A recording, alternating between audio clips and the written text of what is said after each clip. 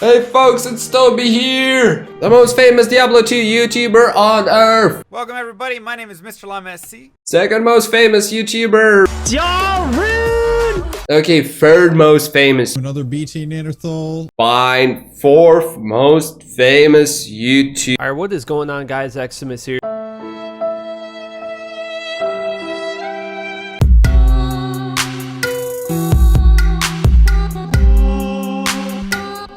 Welcome everybody to my Sorceress guide. All you need to know to be able to play the most popular Diablo 2 class ever.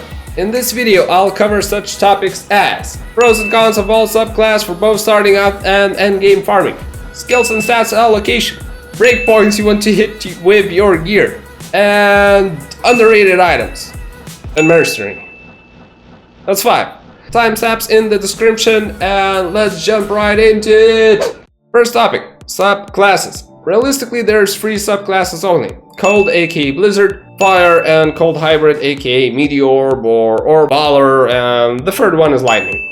I know there's some Fireball variation being used by speedrunners. You can also go with Nova plus Frozen Orb, but both of these builds are without a doubt subpar because of their lack of damage and lack of versatility. Of course, if you're having fun, then who cares, but this video is not about having fun. It's about me lecturing you. Let's continue. When making the initial playthrough in the early levels, you want to go with Nova. It basically goes like this: max out Charge Bolt. At level 12, start putting points into Nova. At level 24, you should be near normal Chaos Sanctuary. So at this point, it becomes too dangerous to use Nova, especially if playing hardcore, since its range is quite limited.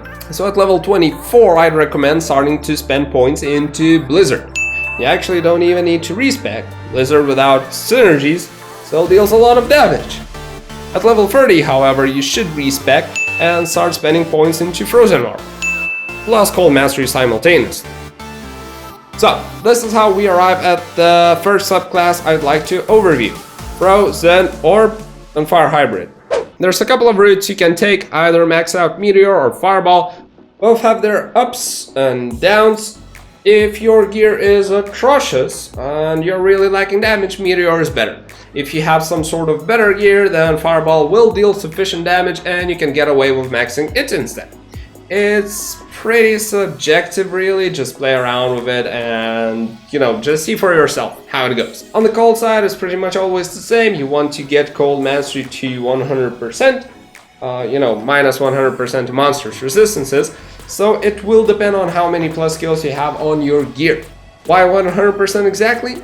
Because most monsters will have 0 cold resistance, absolute 0, and the minimum possible resistances are minus 100. So that's the maximum effect from Cold Mastery. Of course, if you have some points left over, you can bump it up to like 120 or so, because some monsters do have between 0 to like 75 resistances without becoming immune. The vast majority has 0 though, so Cold Mastery becomes only situationally more effective. Other than that, max Frozen Orb, rest go into Fire synergies.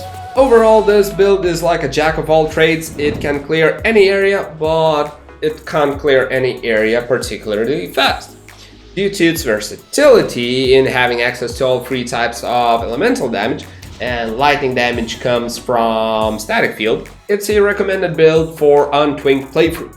Once you get access to better gear, you can switch to full Blizzard or just Cold Sorceress. That'd be the second build, and it works well for farming Andariel and Mephisto, Chaos Sanctuary, Bale runs, and especially Ancient Tunnels, since natural cold immunes cannot spawn there. So the only way a cold immune can spawn in Ancient Tunnels is a unique monster spawning with either cold enchanted or magic resistant, or perhaps even both.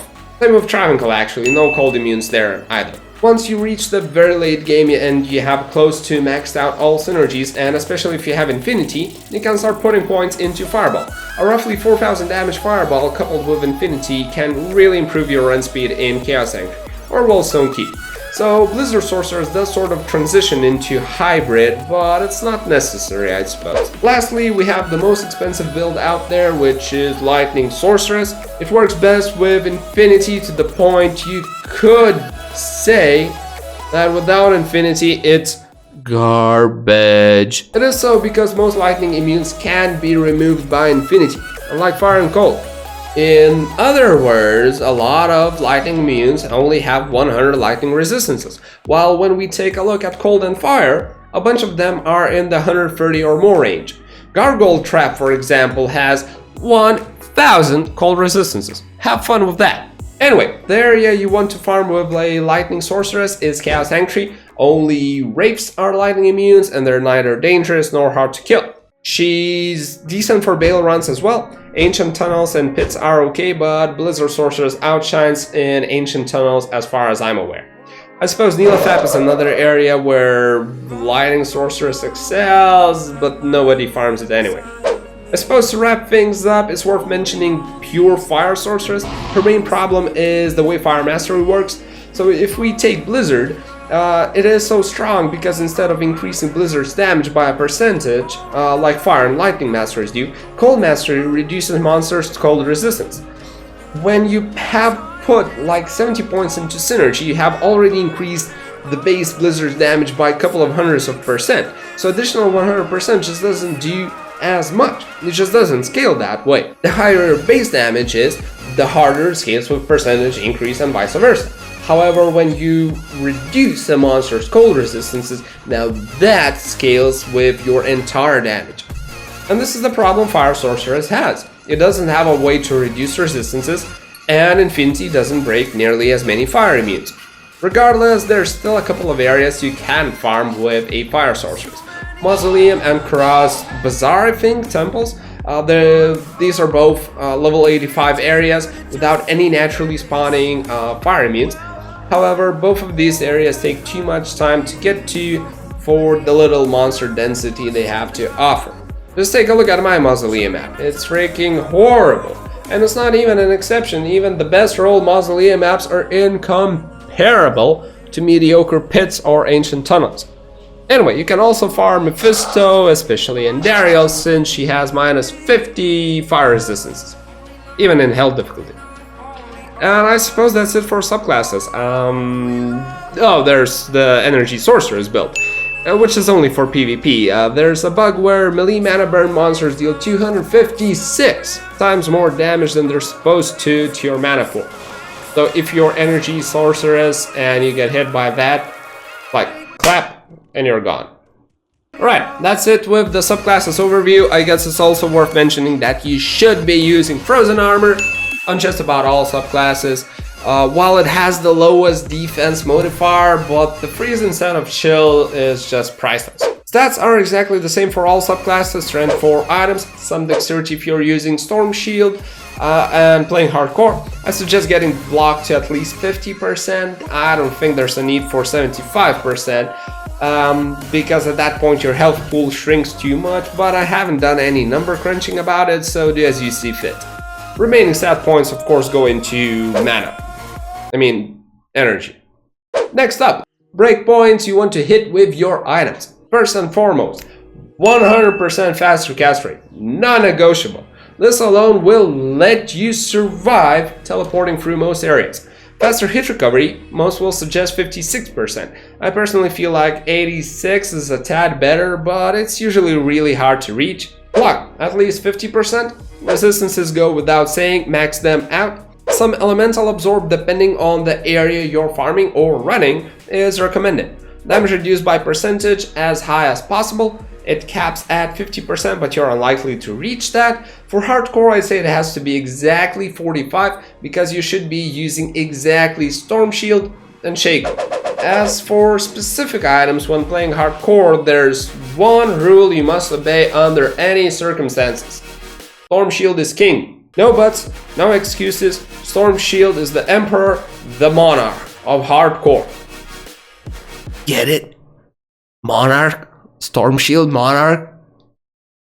Anyone? No. Anyway, here's a couple of example builds. Oh, and I do have videos of running specific areas. I'll leave the links in the description as well as in these cards in this corner or this corner, I don't know, whichever. Anyway, my most frequently used build was something along the lines of Hodo, Viper, Mage Fist, and Arachnid for FCR. Storm Shield and Shaco for damage reduction. The problem with this build was always faster hit recovery, so I had to get that on boots and double shields, slotted it into Viper and Shaco. Another build I'm currently experimenting on is Spirit Sword for the faster hit recovery, Guardian Angel for extra resistances, of course Storm Shield and Shaco, and then the rest of the gear is pretty much faster cast rate. It does lag damage significantly, and I'm not sure Guardian Angel is realistically doable on a Sorceress, but what I wanted to point out is that Spirit Sword is actually pretty sick. It provides you with 50% faster hit recovery, and it has only one skill less than Hoda. Sure, it doesn't have resistances, but there's many ways to max out resistances, while faster hit recovery is usually quite complicated to get. Other than these two builds, I suppose 3 pieces of Telrasha is perhaps the highest magic finding build possible, Amulet, Armor, and Belt. But yeah, for hardcore it's complicated because of lack of FCR, since you have to wear Storm Shield. What else? Crafting safety boots makes a lot of sense. In general, rare boots are your best bets. Something godlike like faster run walk, faster hit recovery, resistances, and magic find. Shit, I just got wet just looking at this. Next up, crafting safety amulets also makes a lot of sense, since you need a lot of dexterity to bump up your chance to block. So a sick 2 skill, 10 FCR, 10 chance to block, 20 all res, that's like the dream. And I don't know, it's a 18-year-old game, you probably already know all the items anyway. As long as you set them up together so that they reach the breakpoints I overviewed at the start of this chapter, you'll be fine. With that said, we've arrived at the last topic. So if you haven't pressed that like button, subscription bell, or haven't checked out my Patreon, now's the time. I mean, come on, you already went through like 5 minutes of my content. You think this shit free? Hell no, now pay up. Anyway, last topic, Mercenary. In my unpopular opinion, there's only 2 mercenaries worth attention. One is that I am brave enough to sacrifice safety for damage. So Nightmare Act 2 Mercenary with Holy Freeze and Infinity, or I'm an adult and I play hardcore version, Act 5 Mercenary with Lawbringer. I suppose the Infinity version is self-explanatory, it increases your damage, end of story. The Lawbringer version is up for debate, so here's why I'm taking such stance. The most common budget options for mercenaries you'll hear are Insight and Obedience, but you're a sorceress so you don't need the mana regen. Just chug a pot once in a while, and the damage from Obedience isn't that significant or higher than Lawbringers with Decrepify on. Reaper's Toll is also a top tier pick for Act 2 Mercenary, and it has the same core as Lawbringer does, Decrepify on striking. Reaper's Toll Mercenary will deal more damage, significantly in fact. But yet again, you may be a petite sorceress, but you still hit like a truck. You'll be doing the killing anyway, you don't care that much about his damage. That's also the reason why I would never suggest Might Aura Mercenary, because Holy Freeze safety is just far more valuable. Now the biggest upside of Lawbringer is Sanctuary Aura, which is amazing. You go to Chaos Sanctuary and you're 10 times safer than usually, just because barely any undeads ever reach you due to being constantly knocked back. Or those exploding dogs. Rapes. Earning souls. Need I say more? So to me personally, it's either Infinity and farming safe areas, or Lawbringer everywhere else. And with that said, that's it for the video. Thank you folks for watching, hope you enjoyed it, and let me know what you think. Whether I missed something, whether you see how I could improve my videos, feedback is always much appreciated. So, hope y'all have a lovely day, and see you guys in my weekly Saturday stream, or next Wednesday video, if you can't stand me streaming. Though I personally think I'm a pretty cool streamer.